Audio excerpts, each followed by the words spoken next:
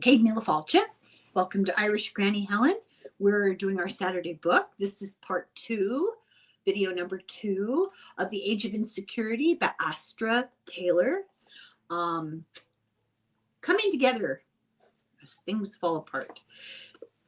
The first part that we did, the first chapter, was a real clear description, defining terms, and just explaining exactly what's meant by insecurity, how it affects us mentally, emotionally, physically, and societally. And then we're going to move forward from that, how to deal with it, how to address it, positive steps that we can take. And before she gets into that, she talks a little bit more about history here. It's really interesting. So I hope you'll stick with me. So chapter 2, barons or commoners. So in 1215, there was a rebellion against King John, known as the worst king. I would love to know what the criteria were for that. And he was forced into signing the Magna Carta, the big charter, at Runnymede. Probably you all learned that in about, 5th or 6th grade. The nobles mutinied against him. The upper class wanted to limit the power of the monarchy, not the power of the nobility, but the power of the monarchy. They wanted more power for themselves as nobles. The Magna Carta was the name given to a charter of rights and freedoms. There were 63 clauses. Most of them arcane. In other words, not necessarily pertinent to us today. They had to do with things that are just old and not really considerations today. But there are 2 clauses in it that really were important. So we're going to read that. They contain these famous phrases. To no one will we sell, to no one deny or delay right or justice. And no free man shall be arrested or imprisoned except by the lawful judgment of his peers or by the law of the land. These were very important phrases. This is the concept that we have today, or theoretically, of due process, and the idea that no king, no leader is above the law, and that government needs to be restrained. We'll get to that. That the power of the state must be checked for the population to be secure. You can't have leaders running amok. Later, the king got the Pope to help nullify the Magna Carta, and the papal bull and the Magna Carta, papal bull. Okay, so back up a second. We'll talk about what is a papal bull. Papal coming from the Pope. A bull comes from the Latin bulla, which was the Roman, what's the word I want? Seal. It's like a metal seal that went on important documents. And I guess the Pope was always firing off important sealed documents. And so they became known as bulls, bulla, bulls. Probably where we get the word bulletin, I would guess. So the papal bull that was written in response to the king getting the Pope on his side, which is an interesting little bit of historical event there. The Magna Carta was made null and void of all validity forever. So yes, they did force him to sign it, and then kind of like, appealing to a higher court. Okay, I shouldn't laugh. It's not funny. So they pronounced it null and void, pronounced the idea that people needed security from an overwhelming sovereign. We really need that king. To be illegal, unjust, harmful to royal rights, and shameful to the English people. So, poor king. For centuries, this thing faded in and out of fashion. The Magna Carta, parts of it, ideas in it, it was forgotten, it was rediscovered, it was lost again. The English Revolution of 1640 built on it with the Petition of the Rights of Man, and then in the U.S., of course, the Bill of Rights, and especially the idea of a trial by jury, the right to due process, no illegal search and seizure or unreasonable search and seizure without a document from the court. In 1998, the Canadian Supreme Court called it the evolution of our democratic tradition, the Magna Carta. An early enumeration of today's human rights, especially the right to security, encoded in a number of international treaties, agreements, and constitutions. So the Magna Carta is an early enumeration. It's encoded. The Magna Carta stands throughout history as a bit of a, at least a partial foundation. The Magna Carta was revolutionary because it solidified the rights of commoners to subsistence and security. There were no protections under the law before that, that you're entitled to be able to make a material livelihood. The state must provide for citizens so that the population is secure, was the big idea. In 13th century England, a third of the country was forest. The word forest actually didn't mean what you think it might mean, bunches of trees. It meant land enclosed by the forest law. This was hoarding of natural resources for the crown. Territory was privatized. It became harder for ordinary people to survive. We talked about that in the last chapter. So the forest laws included not just land with trees on it, but it gave the nobility total ownership over cutting down the trees for wood, clearing the land if they so desired, the fruit from any trees that were fruit trees. The animals that ran around in the forest were theirs, so you couldn't shoot a deer to eat. You couldn't shoot rabbits to eat. You would be considered a poacher, taking things that did not belong to you.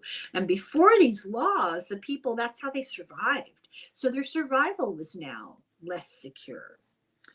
So 400 years after these laws, the commons were completely enclosed, and capitalism prevailed. King John and his enforcers capriciously infringed on peasants' customary rights to the subsistence rights to fish in the streams, let their animals graze and forage, the right to gather nuts, berries, honey, kindling, and herbs for medicine. Fences and hedges were built to keep them out of the land that they did not own outright, but that they had long shared as a collective, a commune, and had even lived upon. The king's adjuncts charged the needy fees to enter the woods and fined or killed trespassers without recourse or remorse. It's no surprise that tales of the folk hero Robin Hood living freely with a band of rebels in Sherwood Forest and thwarting the foresters and the local sheriffs first appeared in these years. This is why, in addition to protecting the barons' interests, the Magna Carta also addressed the commoners' growing discontent. And I think that's really important. Robin Hood was not just a Disney movie. Robin Hood was a book written, it's historical fiction about the conditions of life when people were no longer allowed to avail themselves of what had once been common resources.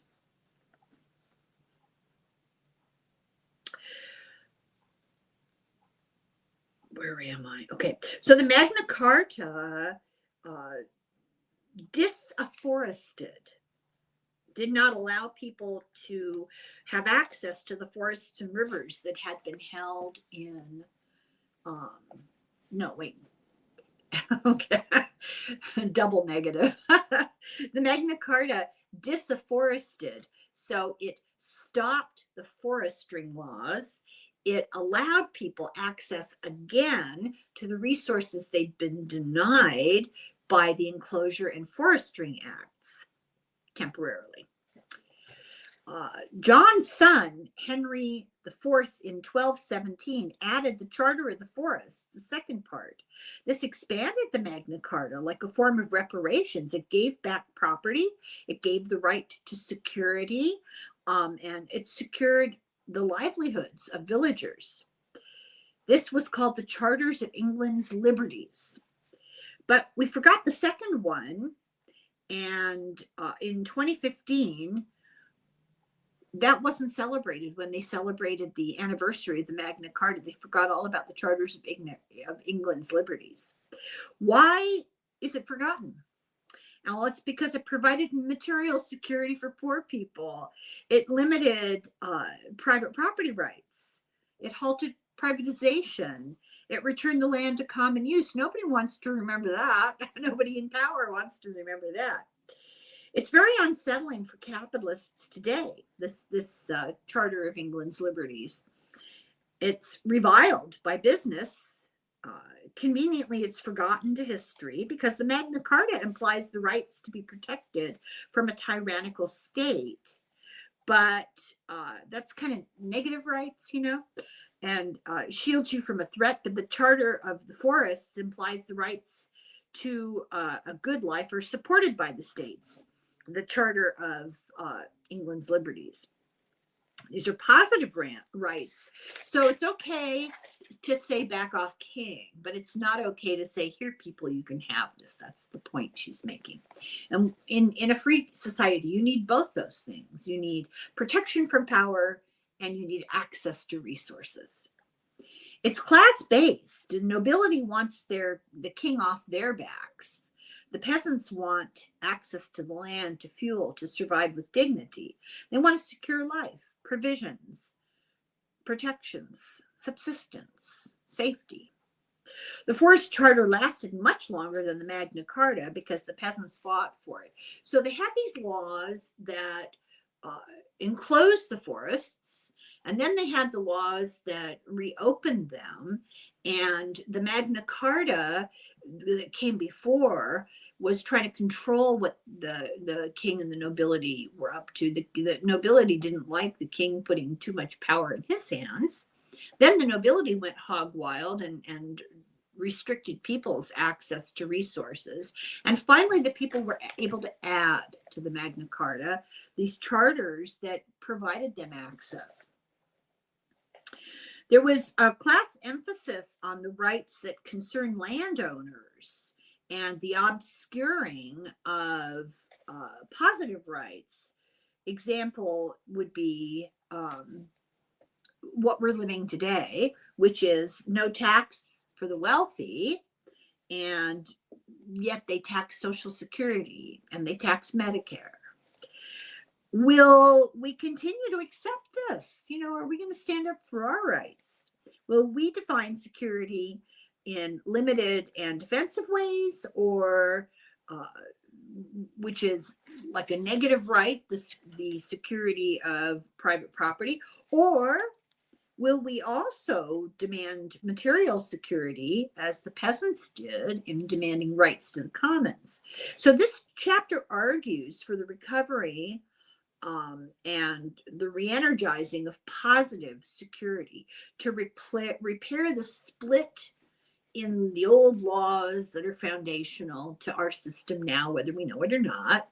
And rather than just assert negative rights, so you can't do that. We want positive rights. You have to provide security for us. We want the right to things and not just the right from threats.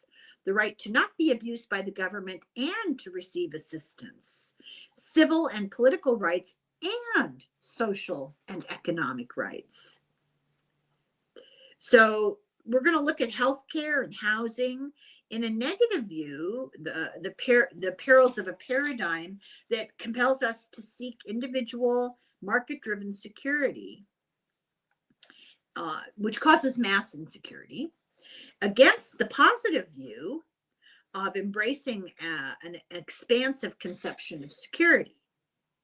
So the question is, are we barons or are we commoners?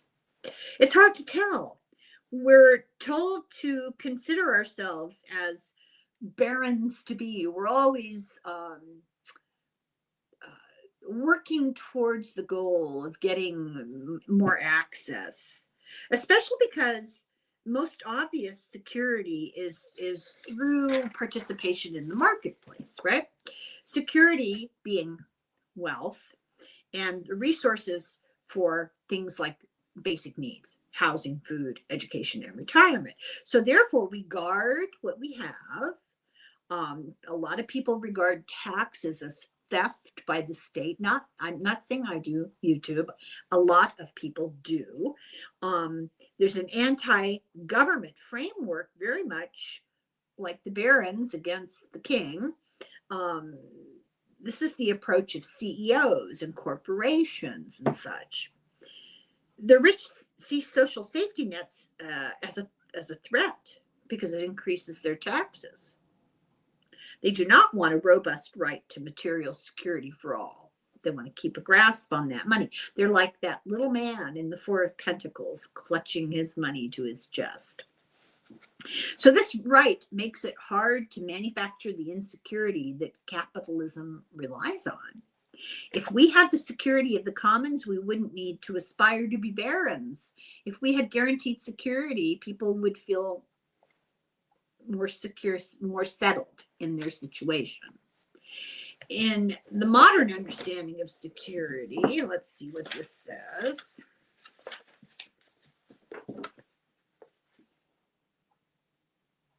This includes civil and political rights, which are negative rights, as well as their economic and social counterparts, which are positive rights.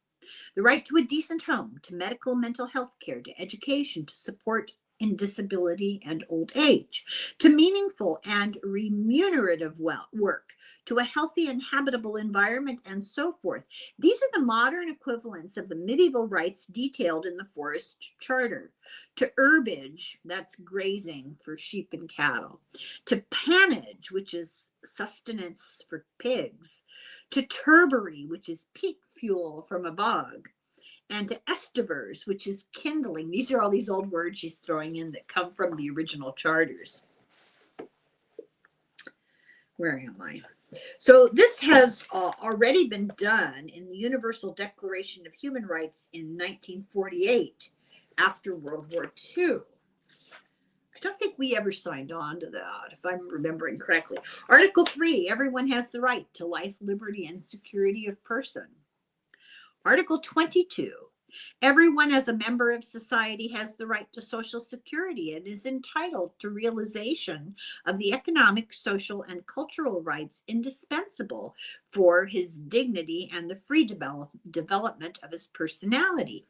Article 25, everyone has the right to a standard of living adequate for the health and well-being of himself and of his family, including food, clothing, housing, medical care, and necessary social services, and the right to security in the event of unemployment, sickness, disability, widowhood, old age, or the lack of livelihood in circumstances beyond his control. This is the Universal Declaration of Human Rights that I don't believe we signed on to. Correct me if I'm wrong. You know, I'm wrong occasionally. And now ask yourself, why would we not want to sign on to that?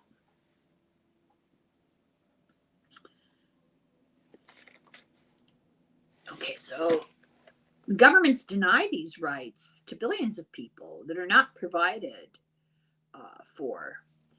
1.8 billion homeless have, or, okay, 1.8 billion people are homeless or have inadequate homes without basic utilities, like no flush toilets, no electricity, that kind of thing. There are wars, starvation, police killings, climate issues. Societies are more unequal and the environment is collapsing. Even the affluent don't feel secure. And it's finally about time they realize we all breathe air, you know, we all live on the globe. The powerful decided the poor could have rights because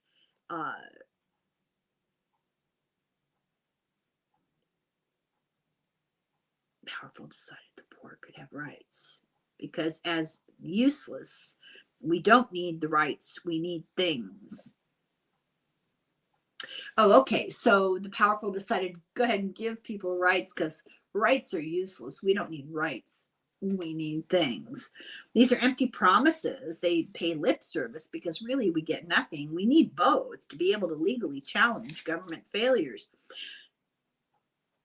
We need now and in the future rights right now in the moment, and preservation of them for the future. This is why food insecurity, housing insecurity, health and economic insecurity are useful terms. They might sound euphemistic. Food insecurity might seem less urgent than the word hunger. Housing insecurity is less pressing than homelessness. But adding the modifier insecurity, it emphasizes the importance of time and the fact that human beings require much more than just having immediate needs met. You may have a meal on the table or a fridge full of groceries, but that doesn't mean you're confident that the same thing will hold true tomorrow or next month or 6 months from now. So provisions must be made for the future. You just don't throw somebody a bone and then think it's all good. Security includes future stability and the ability to plan ahead. Security does not mean fortifying oneself with things against a hostile state. Security is a very progressive principle in the sense that it's about justice and equity. The Canadian Charter of Rights and Freedoms echoes the Universal Declaration of Human Rights, the right to security. Is this a negative or a positive right? The Canadian courts have upheld only negative views. Now, we can only talk about mostly Canada in this book because she is Canadian. And actually, I just realized this is part of the CBC lectures. So, okay. Canadian broadcasting. But I think close enough for us to understand there's huge differences, you know, between Canada and the US when it comes to social issues. Huge differences. But we're getting a taste of what's out there. Canadian citizens have few affirmative rights. Those are positive rights. Like you're guaranteed this. There's been a heated debate about the promise of security. Does this mean income support, healthcare, housing?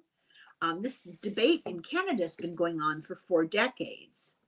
The Canadian Supreme Court has protected negative rights, you know, freedom from government impinging on your freedoms, but it has not embraced the right to security. It's unsettled. The right to security is in legal limbo, which puts security in jeopardy for everybody. I don't remember reading this, so I don't remember reading that it was as tenuous a hold. I thought Canadians actually had a stronger hold on it. Now remember, this book was written 3 years ago. There's a lot of stuff that has changed. So this may not be as entirely up to date about legislation. So in Canada, they okay medical, I'm not going to read this. I'm not going to read it because it's a controversial topic that YouTube doesn't like us to speak the words. So you'll have to read the book.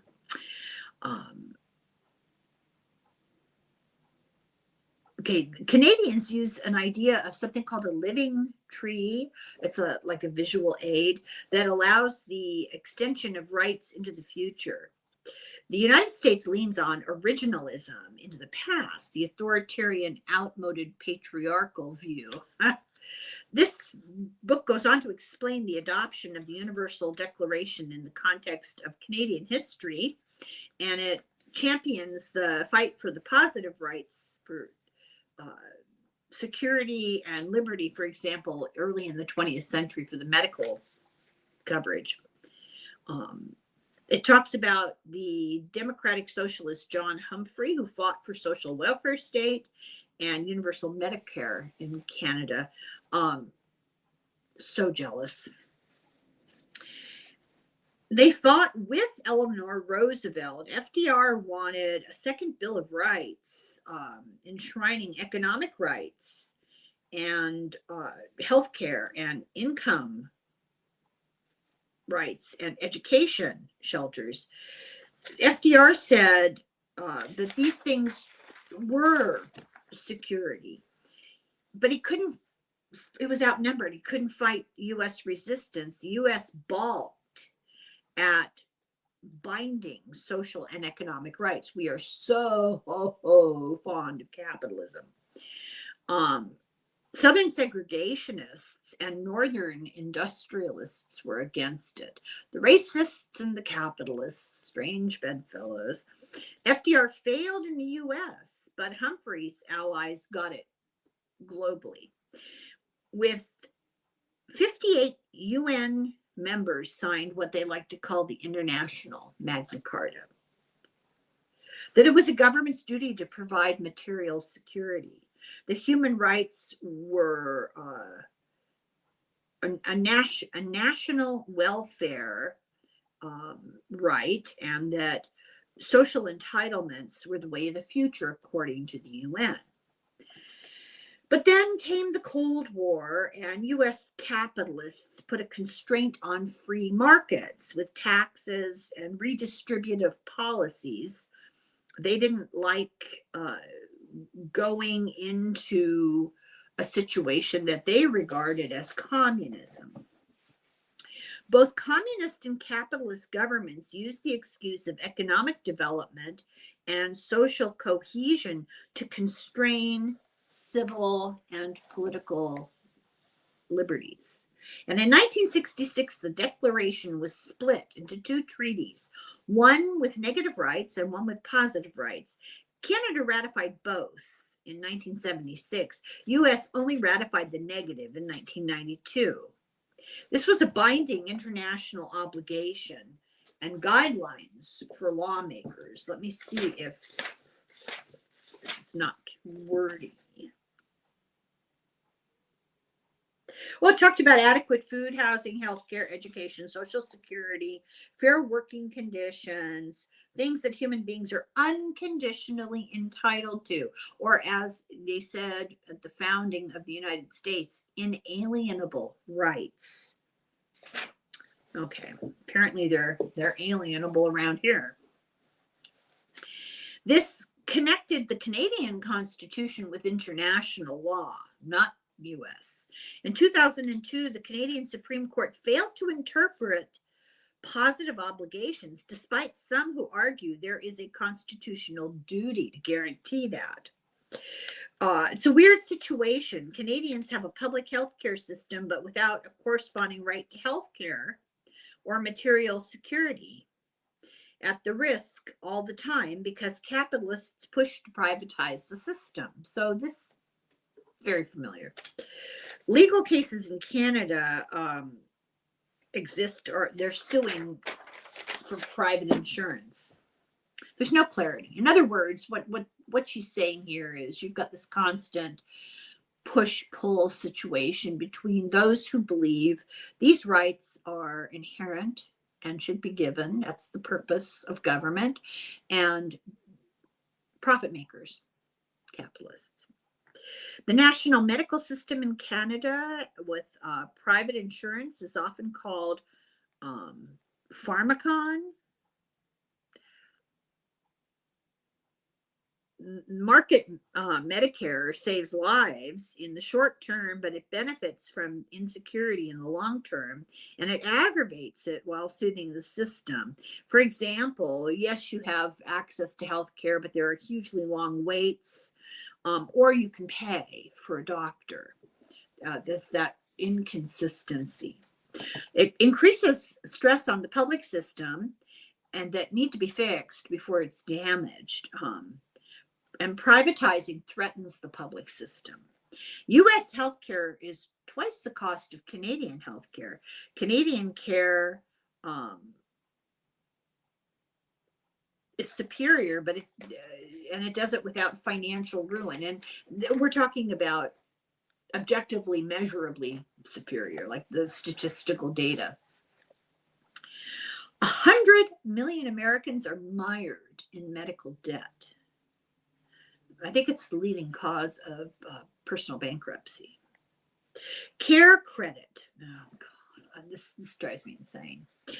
It's a predatory medical credit card that's pushed on hospitalized people who have no money. Has very high interest. They'll say, well, this is what you owe us now before you leave. You don't have any insurance. How are you going to pay us? And you say, I don't know. And they say, well, let's give you this credit card. We'll help you apply for this credit card that'll pay your medical expenses with an unbelievably high interest rate that you never will get out from under.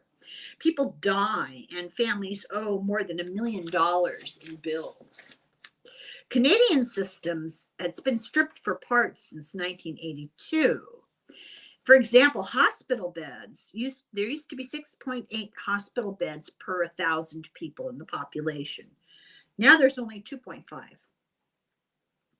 And as the system is picked apart, capitalists point out inadequacies of it to argue for privatization. So let's weaken the system and then point to its weakness to get what we want.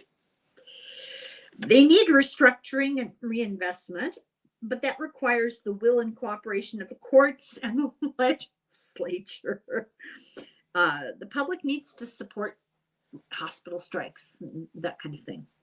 The courts refuse to protect positive rights because they're supporting market forces. I think you can see the way this is going. And it's so interesting. This ties in with that book I covered a long time ago called Kings, Conquerors, and Psychopaths. And the guy who was an ER doctor and an expert in human behavior said, yeah, the modern day psychopath is the corporation.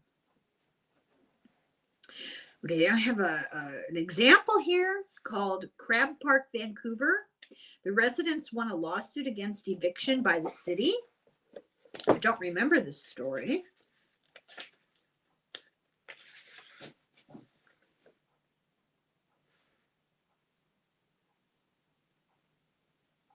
So they're trying to kick these people out of their property. And they took this into court about shelter on public land overnight. They were camping out, I guess. Yeah, they were living in tents, and they tried to kick them out. How important negative rights can be for the vulnerable. You can't camp in a place and stay there. It provides a certain level of stability, be it what it may. This Canadian guy says, the charter tells us we live in a society that considers life, liberty, and security of the person to be the most important thing.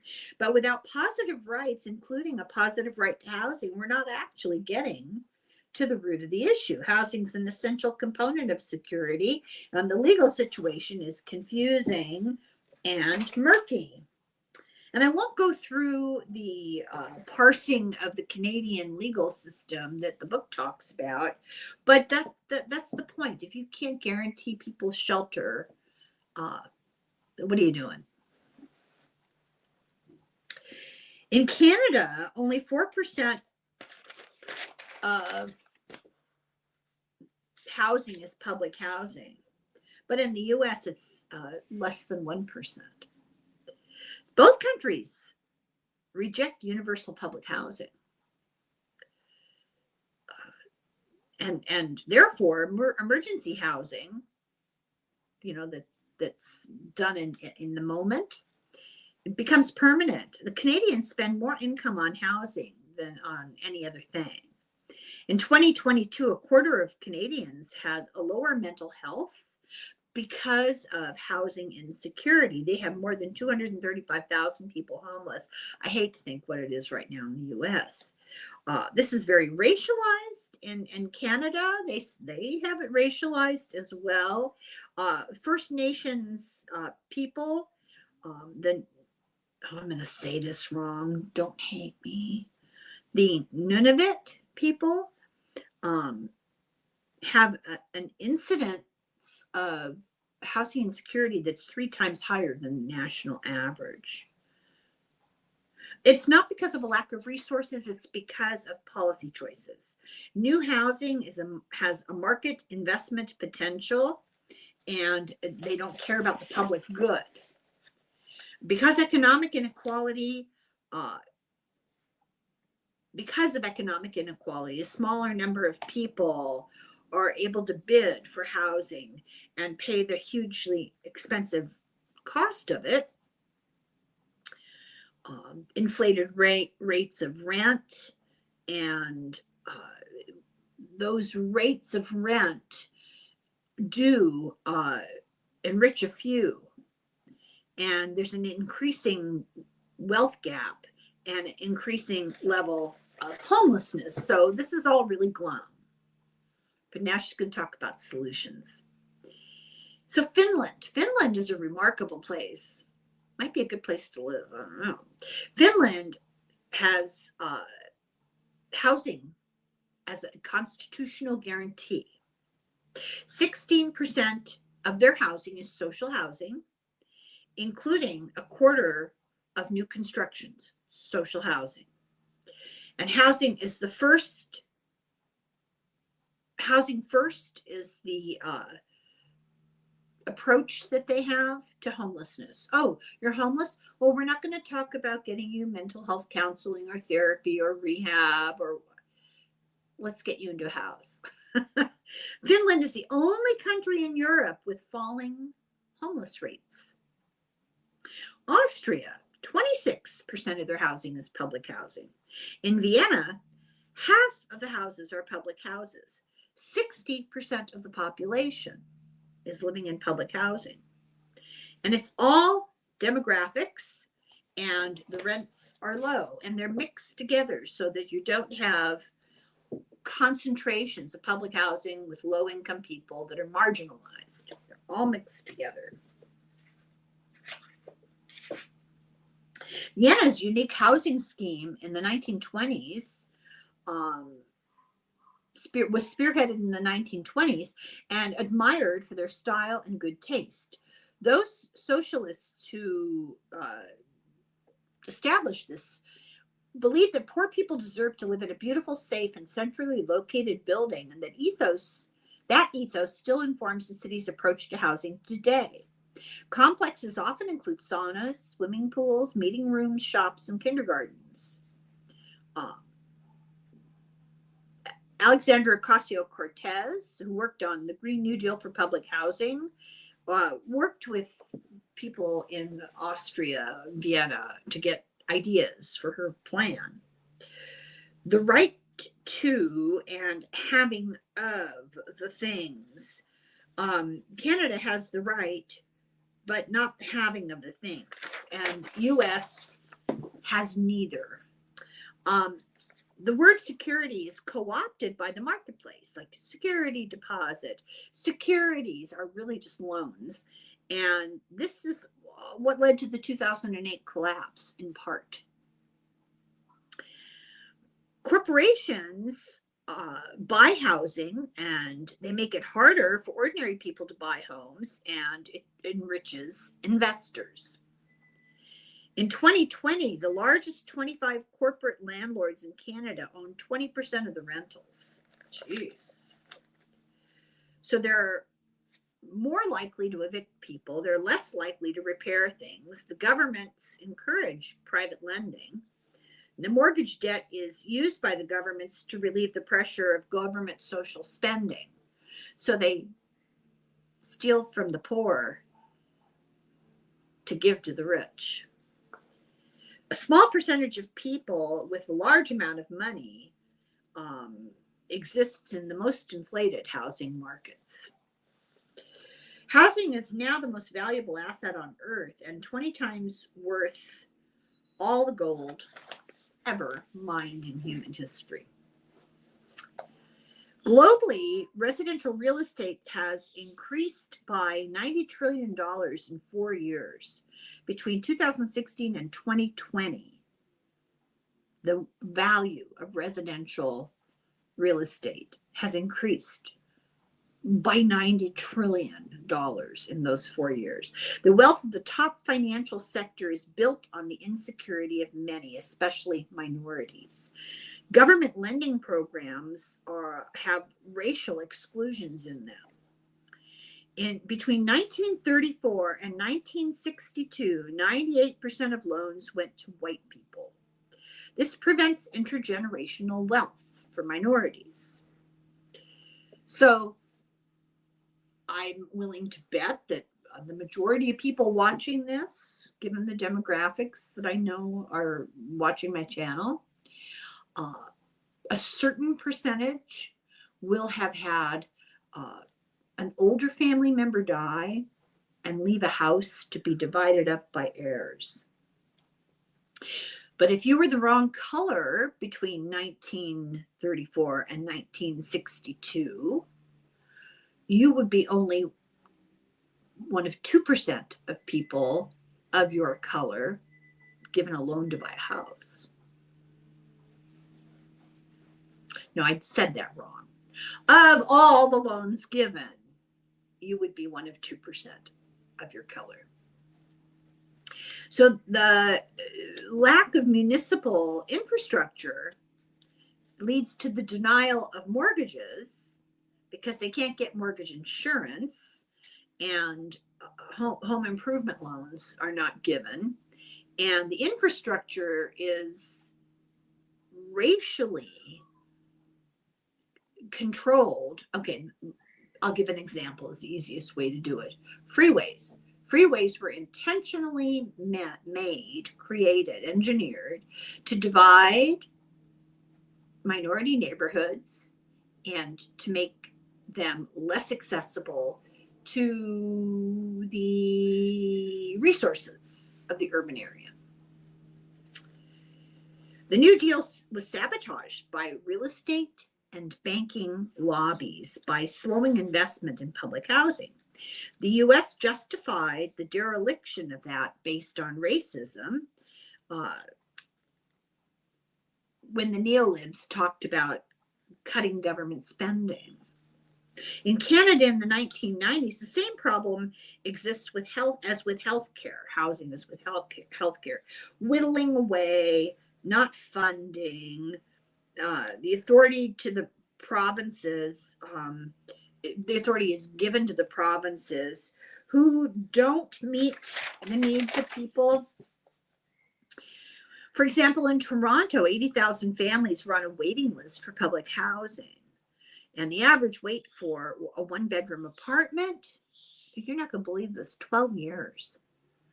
In US and Canada, they prioritize tax credits and they incentivize private ownership. The US spends a factor of 14 times more on mortgage tax deductions than they spend on all of affordable housing. It's just crazy. Tax benefits to the rich are $10 billion and spending on social housing, $3 billion. If there's no regressive tax exemption, like in Vienna, the housing crisis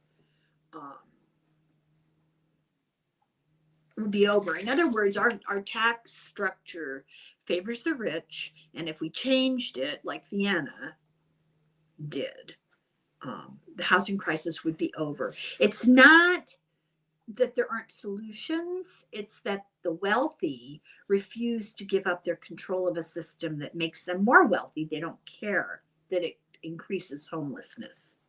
In the US, your house is your savings, your retirement, and your inheritable wealth. There's a real fear of being old and destitute. For example, the author bought a house. She was tortured by real estate companies. They saw this house as a commodity, and they tortured her about your house could lose value overnight, and you need to sell it, and she said this caused such incredible insecurity, and she started losing sight of people who had no place to live and started thinking of her house as this monetary resource, not as a place to live. And pulled herself up and realized, wait a minute, this makes people oblivious to the plight of others. She knows that the reminders of increasing house values